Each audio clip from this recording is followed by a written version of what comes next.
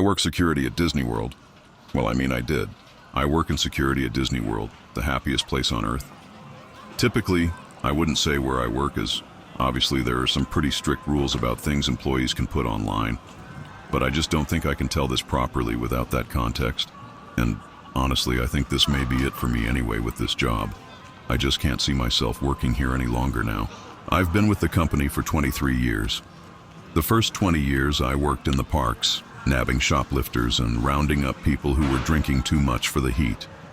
Occasionally there'd be a fight to break up, but people usually kept it pretty mild. The heat and walking was getting too much for me the last few years, so I asked to be transferred somewhere with AC, and the company moved me to one of their resorts.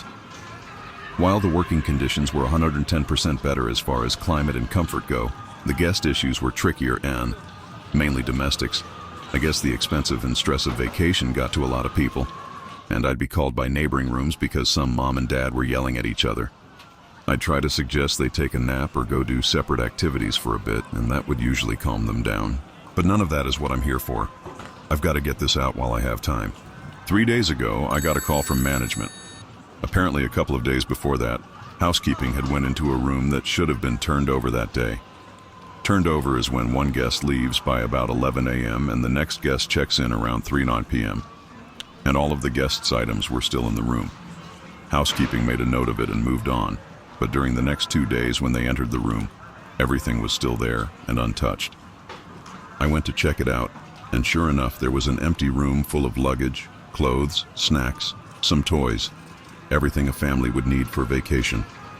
The manager had already looked up the previous reservation, and it was for a family: dad, mom, 2 little kids. I tried to call the phone numbers they had given, but all I got was voicemail. We were a bit stumped, so I made the call that housekeeper could clean the room and take the family's personal items to be held until we got in contact with someone. I went digging into the reservation more. The family had arrived 5 days before housekeeping discovered all of their stuff. I found that the family had paid a parking fee, and their vehicle description was listed. A quick walk of the parking lots, and I had easily located their vehicle. So that ruled out a car accident, or them deciding to just leave all their stuff behind. Next, I saw that they had bought a dining plan. This is when a guest prepays for all of their food. They're given a certain number of credits to use for meals.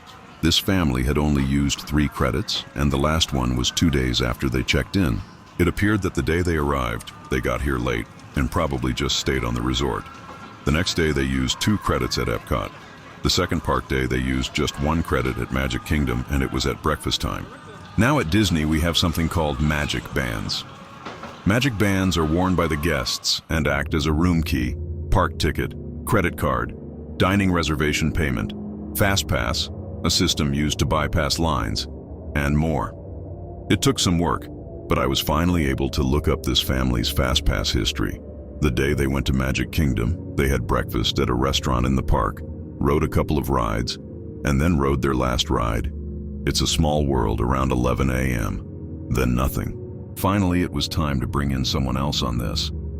I called an old con worker at Magic Kingdom and asked him to pull security footage for It's a Small World at the time they wrote it, and I made my way over there.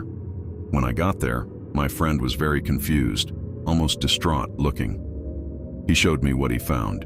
There's usually a camera in the direction of where rides load and unload. The footage showed them scanning their bands to use fast passes for the ride and boarding the ride.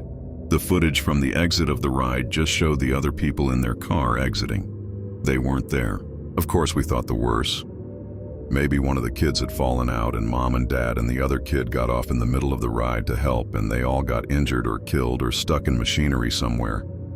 So we shut down the ride. Middle of the damn day. Turned off that earworm music and turned up the lights. Me and my buddy walked that ride 3 times before we called in help. Eventually, there was close to 10 cast members searching, and we didn't find shit except for 3 cell phones and a hat. I was right stumped. I've kept digging the past couple of days, and I'm not sure who to tell what I found next to. I've called the police, and I suppose they're on the way, but the company has a way of covering up things like this, and I decided I can't live with myself if I don't put out some type of warning. I kept digging into their reservation over the last couple of days, and today I noticed they had purchased Memory Maker. There are photographers all over the parks and cameras in a lot of the rides, and with Memory Maker, the photos are all free. They automatically get added to a guest's Disney account when the system knows their picture has been taken, and the system always knows. Everyone's whereabouts are always known with the magic bands. Well, I opened up their Memory Maker photo album, and I swear, there's 732 pictures. The first 30 or so are pretty normal. Epcot, a few rides in front of the castle, but the rest are all in It's a Small World. The rides only take one picture per go around, so it appears as though this family has ridden this ride over 700 times.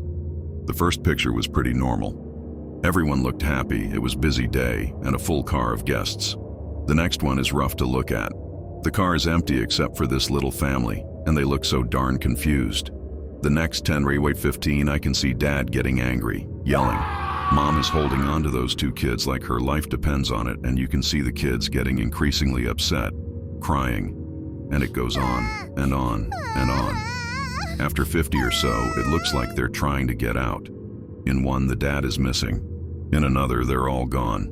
Maybe like they've bailed early in the ride and tried to walk out, but in the very next one, they're all right back in that damn car. After around 450 or so, I only see the mom and kids. It's just when I look closely I can see Dad.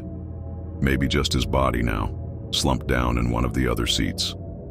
Since about 675, there's just Mom and one kid. Another body in another seat. The mom and kid aren't moving anymore. I think them two are still alive, just damn near catatonic. Looking straight ahead, pale. And y'all, I swear on my fucking life the dolls are moving or something. In some of these pictures I can tell they aren't where they should be. I even saw one with a doll in the car with this family. I can't look anymore or I'm going to lose my lunch. I closed the album. Its file size has increased since I closed it. God, are there new pictures being added? I see on security cameras that the local PD just arrived, so they'll take over soon. I wish I knew what the fuck is going on, but I also wish this damn thing had never landed in my lap. I don't think I'll be able to update this. After I talk to the police, I think I'm going to walk out of here and never come back. I just wanted to get this out there before Disney feeds the media some bullshit cover-up as to why a whole family vanished. They didn't vanish. I know where they are. I took a job watching security cameras on a remote island. There's no one left to call. 3 weeks ago, I accepted a contract job that sounded too good to be true. $4,000 a week to monitor a private research facility's security feeds on a remote island. The gig came through a defense subcontractor I've freelanced for. Short-term, solo placement. Everything provided. Food, shelter, satellite comms, and complete autonomy. No tourists, no locals, just me and the monitors. I figured it'd be peaceful. They flew me in by helicopter, no pilot chit-chat. Just a 45-minute ride over gray water and endless clouds. When we landed, the facility looked like something from a Cold War movie. Squat concrete buildings, wind-bent trees, and antennas pointed at the sky like dead fingers. The handoff was quick. A clipboard, a list of passwords, a man in a black coat I never saw again. They told me my only job was to watch the cameras. There are 78 feeds in total. Hallways, labs, exterior fences, server rooms. Most are empty. Always have been. The only regular activity is the wind shaking branches outside or the slow rotation of fans in the ceiling. I asked once what happened to the staff. The reply came through the satellite phone in a text-only message. You are not authorized for that data. By day 3, I was talking to myself just to hear a voice. By day 5, I started sleeping next to the main console. I stopped checking the calendar on day 8. Then last night, camera 12 went dark. It's one of the hallway feeds on sublevel 3. I didn't think much of it. The wiring's old, and some of the cameras flicker in bad weather. But when I went to check the breaker box, there was no sublevel 3 listed. Just 2 floors on the diagram, ground and sublevel 1. Still, camera 12 existed. It had always been there. I'd seen that hallway loop for days, an empty, sterile corridor, until it wasn't. At 2:46 a.m., camera 12 came back online, but the hallway was different.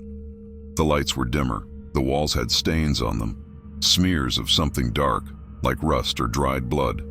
And down at the end of the hallway was a figure, not moving, not walking, just standing, facing the camera. I tried zooming in, but the feed began to blur. The figure didn't react. It just stood there, perfectly still, arms at its sides, like it had been waiting for me to look. I called the emergency contact number. It rang and rang. Then the feed cut to static, not just camera 12, but all 78 cameras. My console rebooted. When the system came back up, camera 12 was gone, like it had never been part of the grid. This morning I tried to leave. The helipad is still there, but no radio signal is getting out. The satellite phone just flashes, no link. The backup generator is working fine. Everything else is powered. But I'm alone. Worse, the supply crates in the back room, the ones marked for month 2 and month 3, madam, were already open. Empty. I think they knew. I think this was the real job. Not to monitor anything, not to report anything, but to be here, to be alone. I've started hearing humming through the walls, faint mechanical tones like a lullaby through static. They're not coming from the speakers or equipment. They're coming from beneath the floor. And sometimes when I sleep, I dream of a hallway I've never been in. Dim lights, cracked tile, a figure at the end of it. Not moving, just waiting. If you're reading this, if the connection somehow pushed this through, don't reply. Don't come. I think I'm already part of whatever this place is. I think the next person they send will be watching me. I got a job as a security guard at a remote shopping mall. I found a strange set of rules in the employee manual. I had been searching for a job for quite a while. My parents were getting sick of me and they really wanted me to move out. About a week ago, I found the perfect job. It paid pretty well, and all I had to do was watch a camera feed and check on other guards every once in a while. I'm a night owl as well, so the night shift was perfect for me. I could read books, play games, scroll through social media, and basically do whatever I wanted as long as I did routine checks of the mall. Much of the system was automated, and there were alarms everywhere, so I needed to pay little attention really. What surprised me was how much they were paying for the job. $65 per hour. I knew it was way too much for such a position. It seemed like a prank when I first saw the Facebook ad. Even the website seemed fake. Who names their security business entity security services? Other than the name of the business and the wage, everything seemed pretty legit, and so I applied for it. A couple of days later, I got a call from them. They took a basic interview from me over the phone, and they also asked about my health and physical fitness level. The last question they asked seemed a bit out there, but then also fit the position I was applying for. Are you able to work efficiently in stressful and life-threatening situations? I kind of paused at that one. The interviewer asked the question in such a serious tone. I was lost in my head for a moment before the interviewer brought me back to the call with a hello nudge. Hello? Yes, I believe I can handle possible scenarios that may occur at the mall. I wasn't so sure about my response, but I really didn't want to turn down such a good offer. What are the chances of the mall getting robbed by an armed gang anyways? The interviewer told me I'll get a response in a couple of days and hung up. Fast forward the next day, I got a call from the company again and they told me I was chosen for the position. My first shift would have been the next night. It was a cold, rainy night. The rain relentlessly poured down on my windscreen as my wipers struggled to wipe it away. I shivered. I turned the heaters up all the way. The road was dark and the only source of light were my headlights. Even the moon had been covered by the thick rain clouds. I was nearly there. I was super excited for my first shift, but also a touch nervous. The mall was a 30-minute drive from my house and was in a remote location. The location of the mall made me slightly uneasy. My uneasiness increased when I arrived at the mall. It was an old, dark building. I navigated to the parking lot and zipped up my jacket as I stepped out of the car. I felt extremely vulnerable in the empty, vast parking lot. There was forest on either side of me, and the only road that led to here was the single big road that I used to drive here. I saw a couple of other cars in the parking lot as well. They were probably the other security guards. I ran to the mall entrance. The inside of the mall was just like the outside. Surely no one visited this mall. I spotted a couple of other people and started walking towards them. They all turned in my direction when they heard my footsteps on the marble floor. They introduced themselves as the other security guards. Andy. He seemed pretty excited for the job and wasn't nervous at all. He has worked in other remote locations too and really likes night guard jobs. Marcus. He was a bit fidgety like me as this was his first job. Dylan. He was the introverted one out of all of us. He was quiet and shy and really only gave his name. We all waited for a manager or someone to arrive, but no one came. It was well past our starting time of 10 p.m. We decided to start our jobs when it was confirmed no one was going to turn up to tell us what to do. I made my way to the security room while the others took up their jobs. I felt pretty bad for Andy, who had to stand at the entrance, but he was getting paid double my wage. I got myself comfortable in the security room and scanned the 20 camera screens across the wall. I looked around in the room for some kind of manual on how to operate the systems and what everything meant. I wanted to do good on my first shift. As I picked up the tattered employee manual, a sheet of paper fell out of it. I picked up the small sheet of paper. I'll transcribe what it said here. Essential rules for employee safety on the premise. These rules must be followed under any circumstances. These rules are only for the security room employee. Other employees will get a similar set of rules.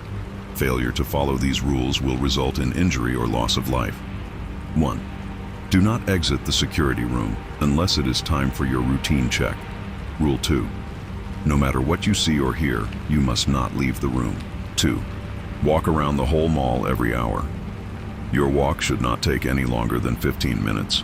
If you do find yourself still outside after 15 minutes, take shelter in one of the stores. 3. If you get a call on the phone in the security room, pick it up. If it is one of the employees that you met earlier, continue talking. Otherwise, hang up quickly. 4. If someone starts knocking on the door, hide in the toilet and lock the door until the knocking stops.